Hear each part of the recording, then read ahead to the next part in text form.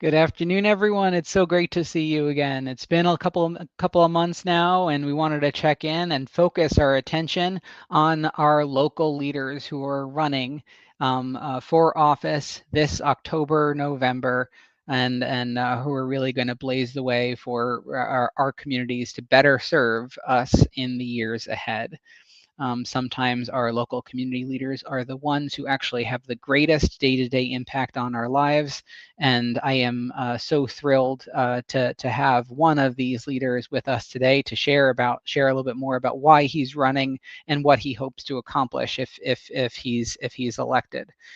For those I haven't met, hi.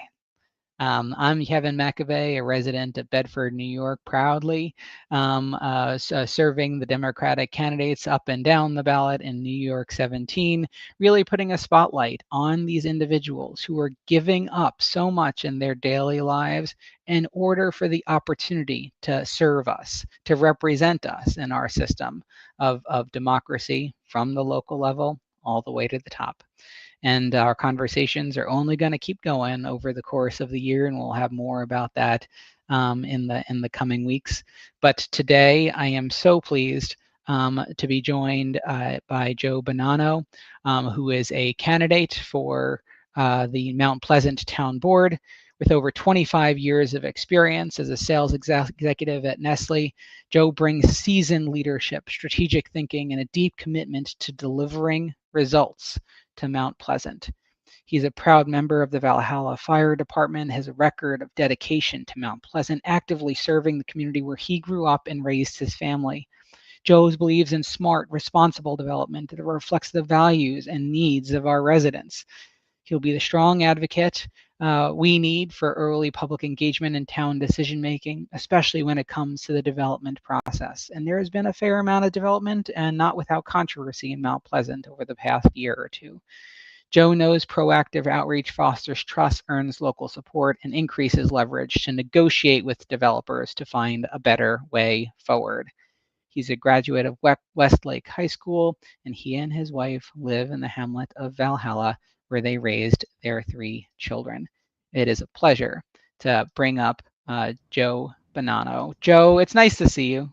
Nice to see you too. And Kevin, thank you for the opportunity to meet you and the opportunity to speak with the voters. I really Yeah, appreciate, really grateful. of course, of course. Thank you for serving. I know that every time any one of our candidates takes up a run for office, it's not like all like Daisy and it's not an easy job. It is work. It is a second job on top of a job. So thank you for doing that. But like amid that cost, like why are you running? Well, you know what? I think let's start with the first thing. Running for office is, Mhm, normal people don't do that. I mean, mhm. I'd like to normalize Normal people sane running people for don't do that. office and making it a thing like, hey, I can Yeah. do this, but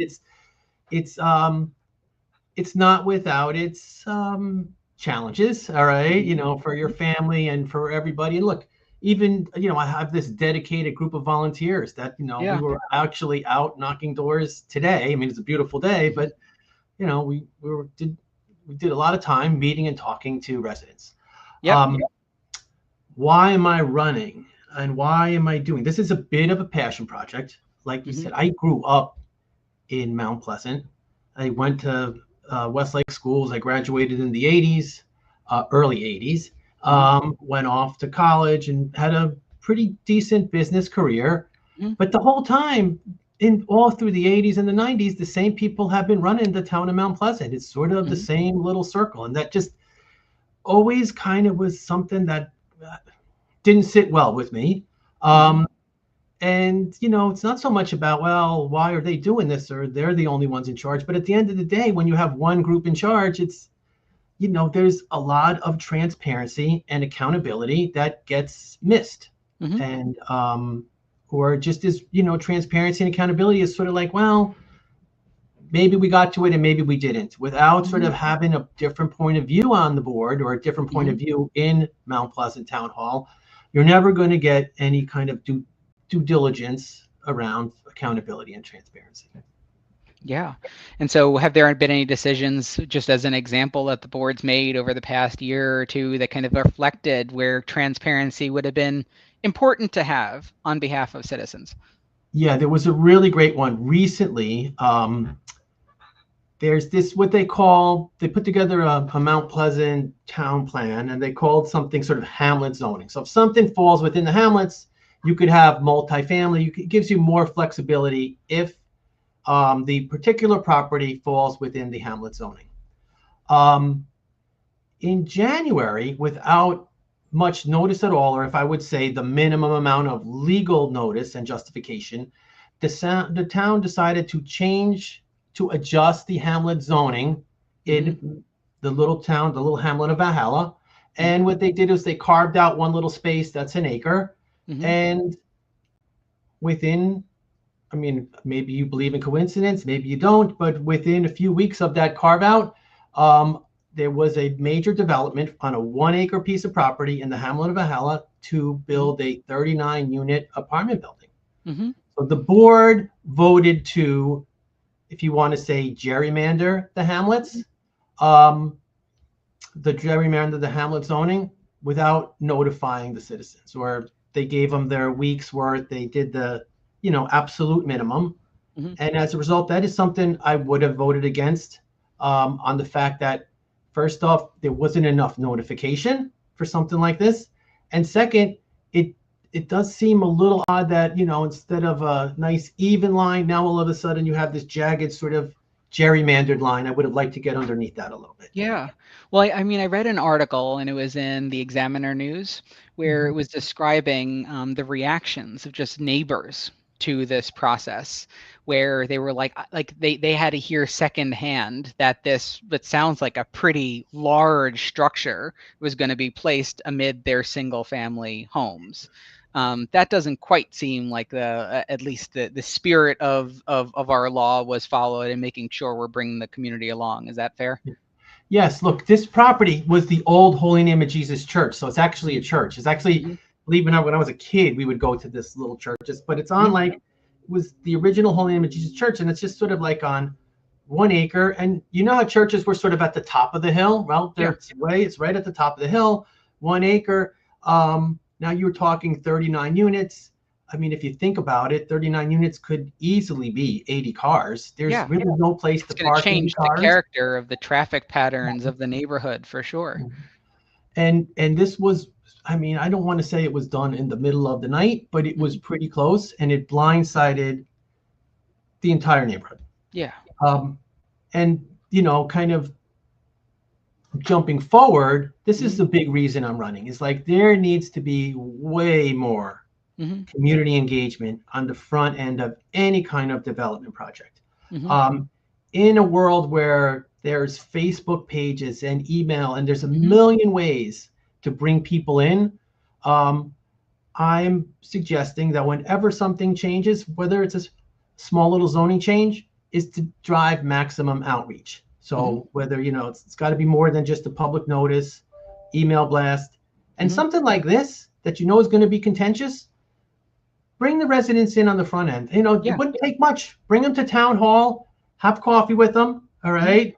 Talk through what is proposed, because these proposals, the lead time is 18 and 24 months. It's not, Mhm. some of the lead time is as much as 3 years. Like, Yeah. you know, um, I think it's only fair to bring in all the neighbors as Mhm. early as possible.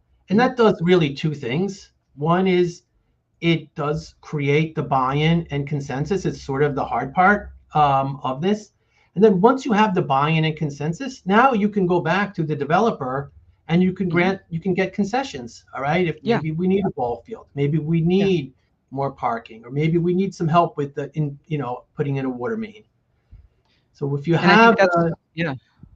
And I think that's what you mentioned before. It's not necessarily, it's about bringing new perspective to really challenge the way decisions are made, bring new voices in, and make sure decisions are being made in as transparent a manner as possible. sometimes, what, I've been in business a long time, and one of the things that I've always lived by is sometimes you have to go slow to go fast. So if you Hmm. go slow in the beginning Hmm. and you get the buy-in, and you bring in the residents. Yeah, Yeah.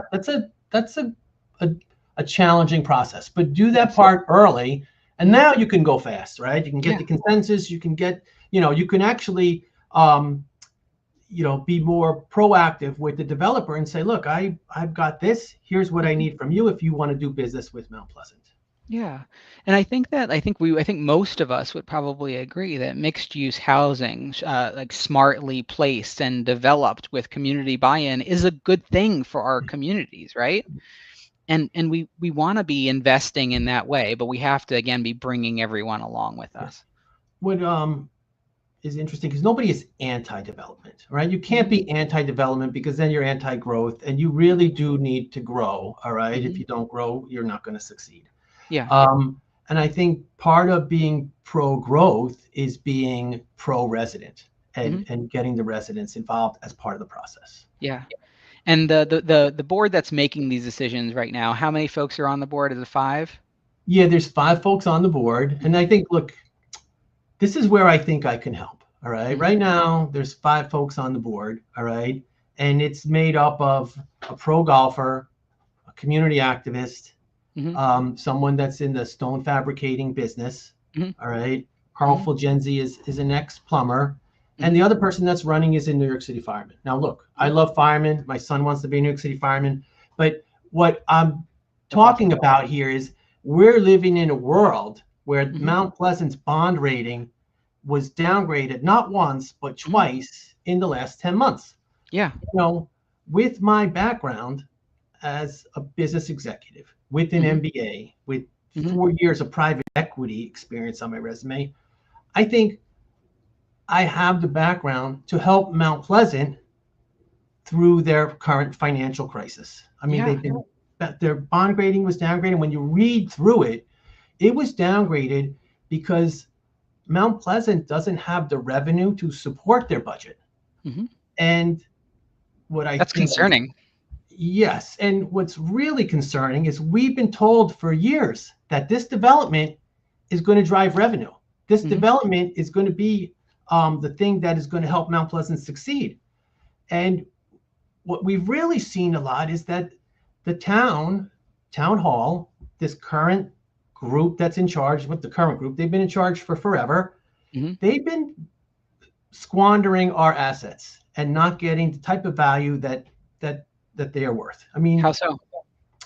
one thing they do is a lot of times they put these deals through and they come up with these pilots, which is a payment in lieu of taxes. Hmm. Once you do that, you sort of get the payment up front, all right, Hmm. and Hmm. then now you're sort of off the tax rolls, all right. Hmm. Now again, I'm getting a little bit out of my pay grade here, all Yeah. right. So let's all just be fair Hmm. about that. But Yep. at the end of the day, it's sort of like, okay, you're going to get a one time, and now it's not ongoing. And we Hmm. need what we need is sort of long-term ongoing projects that are going to drive revenue for Mount Pleasant. Yeah, well, I think I did read an article where Supervisor Fulgenzi said something along the lines of, it doesn't make a difference. We're going to get the same amount of revenue. Is that true or is that not true? I think that's short-sighted. I Yeah. think, part of the reason I'm running, there's a real Hmm. lack of leadership in Mount Hmm. Pleasant. Hmm. For him to say something like that, it's like, Hmm. here we are 30 miles from New York City. All right. I Hmm. mean, I don't, Hmm. nothing wrong with Bedford. All right. But you know Yeah. what? From Valhalla, you could get to the city in It's like 28 minutes that. on a good day. For that, I am extraordinarily jealous, among many things. Hmm. And so, and I think he's been selling Mount Pleasant short Hmm. with these developments. And you know what? The other thing too is I don't want to go into this one.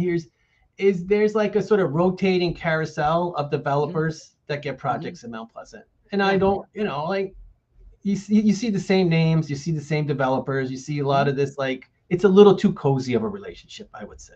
Yeah. And I feel like for our public officials who are there to serve us, bringing fresh perspectives and making sure things are as open and transparent as possible to the public can only help Mhm. everyone and Yeah. the town long term. And it is really a concerning issue. I'm following a very active debate up here around Pound Ridge for around kind of financial transparency and know-how, and it's nowhere near what we're talking about in Mount Pleasant, where you're facing multiple downgrades in just a year, like the past year or so. I mean, and I did kind of read, I think it was Moody's had an assessment, and they did outline a couple of other things, if not met, could result in further downgrades. So I think having fresh blood and fresh perspective sounds like a good thing. Well, no, thank you. Yeah, I actually agree with you wholeheartedly. So I mean, you're going to be bringing your business acumen and experience, and lifelong service in the community. Is there anything else that folks should know about you when they're going to vote? Hopefully early, everyone. Yes, Polls are everybody should open. vote early. Yeah. But what else should they know about you, and why to make sure that they're marking your name on that ballot? Okay. No, you know what? My wife would tell you, like over the course of my career, which has been, pretty good career, the days that I would come home with the spring in my step were the days when I could help somebody. Like whether I could help somebody get a job or help somebody get a promotion or, kind of help them through a difficult situation at the office. Yeah. So those were actually the drivers to the kind of what I view as success. So like I find I would like to run for public office to help somebody, to listen and to help, to actually make an impact that says, you know what, this thing happened and now I'm getting all this water in my basement. You know what? Joe Bonanno helped me get this thing resolved in one way or another. Yeah, it took a little bit and maybe it took longer than we expected, but you know what? He really helped me get something done and turn the lemons into lemonade. That's really why I'm running. Yeah, well, I think you'd bring a tremendous amount of experience, fresh perspective, and certainly honesty and integrity to the role. And I don't get to say these often on these calls. I hope you win. So thank you.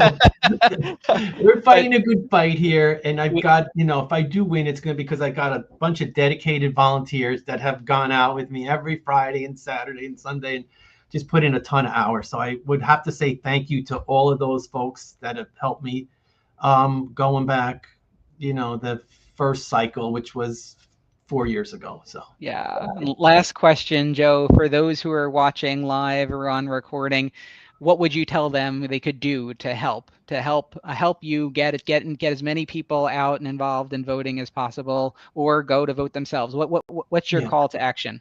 Let's just say, let's vote and vote early. Let's bring a friend. And then the other thing is, because I live in the town of Mount Pleasant, and there's a lot of red and purple, and you know what? Just let your neighbors know that Joe Bonanno's a good guy. He's here to help, and he will listen to, and he will be there for you when you need him. Look, he's been in the fire department for 25 years. So you know what? He's turned out in plenty of awful circumstances. All right. You know what? Hear him out, and he will be there for you. Yeah, well, hopefully we can all get it around an agenda focused on transparency and accountability for public service. Joe, thank you so much for making the time on a Sunday afternoon. Godspeed on the campaign trail, and I'll see you on the other side. Beautiful. Thank you, Kevin. Thank you so much. So guys, that was Joe Bonanno. If you are in Mount Pleasant, I hope you'll vote. He seems like a really wonderful guy who's going to bring a tremendous amount of experience to bear in public office, shake things up a little bit, and make sure all of our public servants who are doing their duty are getting the fresh ideas they can use, and make sure that all of our public service is done transparently and ultimately in accountability to the public. It's a pleasure to see you all. My name is Kevin McAvey, and I am here for the next 2 weeks. I think we might do a couple more of these quick hit spotlights on some of our local leaders running for office. If you are interested in doing a quick 15-20 minute interview to get your name out there, share your message, please feel free to reach out to your county chair people. It's a wonderful opportunity to get to continue to meet candidates on all parts of the ballot with you. I hope you'll tune in. More to come. Have a great day, everybody.